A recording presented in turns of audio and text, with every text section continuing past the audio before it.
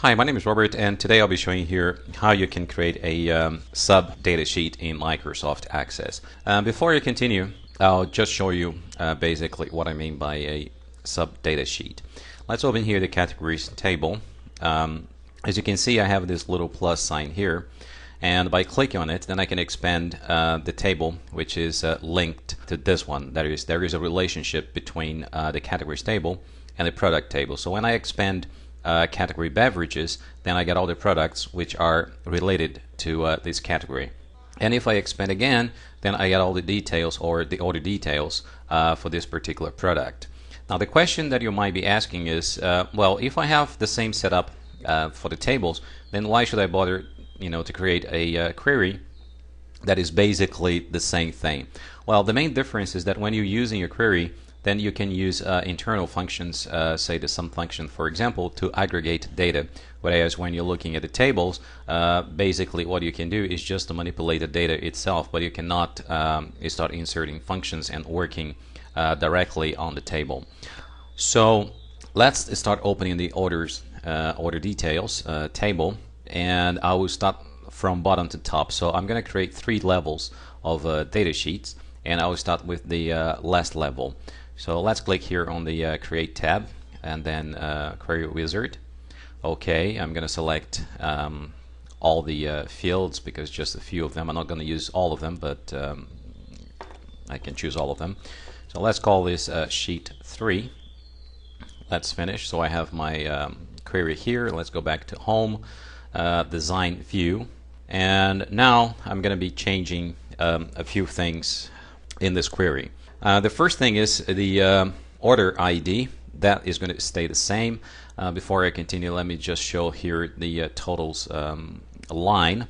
So that's going to remain the same, the order ID. I don't need a product ID, so I'm going to get rid of that. On this particular one, I'm going to create here an expression, and I'm going to call this total without discount. And this is going to be the summation of the unit price times the quantity, so that I can aggregate the total. So just close here the parenthesis, and for the total, as I said, this is going to be an expression. So let me copy this because I'm going to be using a similar expression here. So let me just expand this field so I get more space. I'm going to paste it here, but this is going to be with the discount. And this is going to be equal to the summation of the unit price times quantity times 1 minus the discount field. And I can close parenthesis here. And this is going to be an expression as well. Now what I can do before I run this query is to format this to currency. And I can format this one to currency as well, and the discount I can format this to percent. So let's run this. So I have here then my aggregates, the order ID.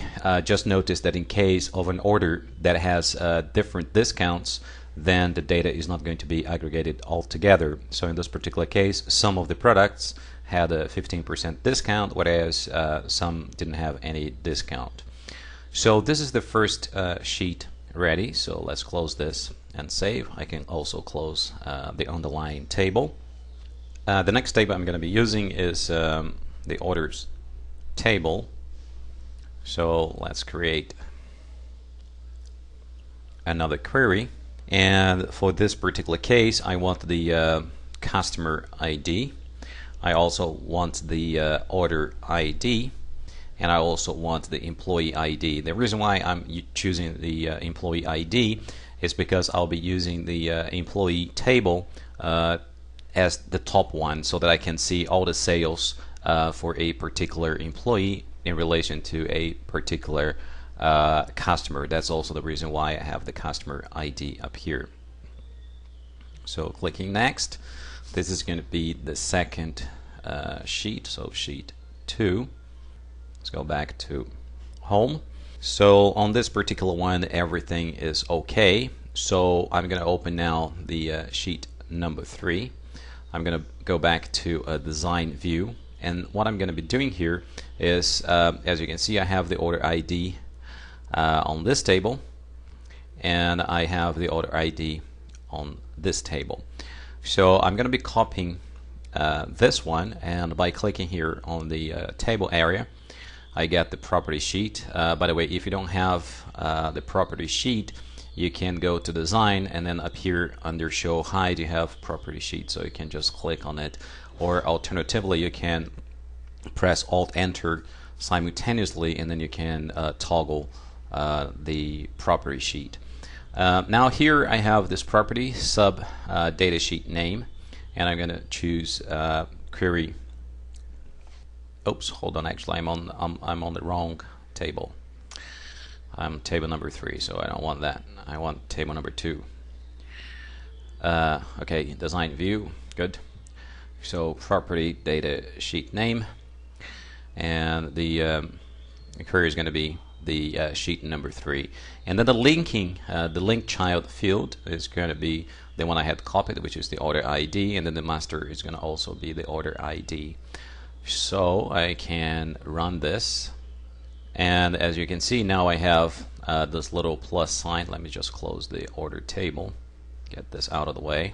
Now I can expand, and as you can see, I now have the details for that customer and the order. So let me just put this in alphabetical order. So as you can see, the customer Alfred Futterkist has had many orders. Each one is different from one another, so you could actually expand each one of them and inspect each individual order. Now, save this. I'm going to open the employees table, and I'm going to use this table to create a query. So query wizard. By the way, I'm just opening the table so that the table comes here already selected. Otherwise, you just have to select here from this drop-down menu, so it saves you a little bit of time. So for the employee, all I need is employee ID, last name, first name, next, and I'm going to call this sheet 1. So finish. That's done. Let's close the underlying table. Let's go back to home, design view, and here I'll just concatenate the first name with the last name. Let's call this full name, and let me just paste here and concatenate with a space, and I can get rid of this field. I don't need it. And now I have here the property sheet, and the sub data sheet name is sheet number 2, and the field is the employee ID. So I just you actually couldn't see it because I used the keyboard, but I actually copied this field, and I'm going to paste the field here, and I'm going to paste the field here, so I can run this query.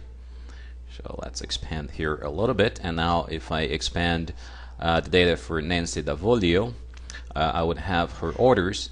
Let's put the orders by ascending order, and so once you expand, now you have the information. For example, you can see that the total order without a discount was £2,018.60, whereas the total with the discount was £1,614.88. On the other hand, if you actually opened the employee table, you should be able to see similar information for Nancy, Ernest Handel, which is the one which is already there, ordered, as you can see, 10258. You can expand, but as I had said before, here you only have the details of the order, the individual item. So you know the unit price of the Chang product was 15.20, and it was bought 50. And the same goes for the other ones, but obviously you don't have actually the order total, whereas here in the data sheet you have precisely that kind of information. So that's basically it for today. I hope you have enjoyed this tip today. Until next time, my name is Robert.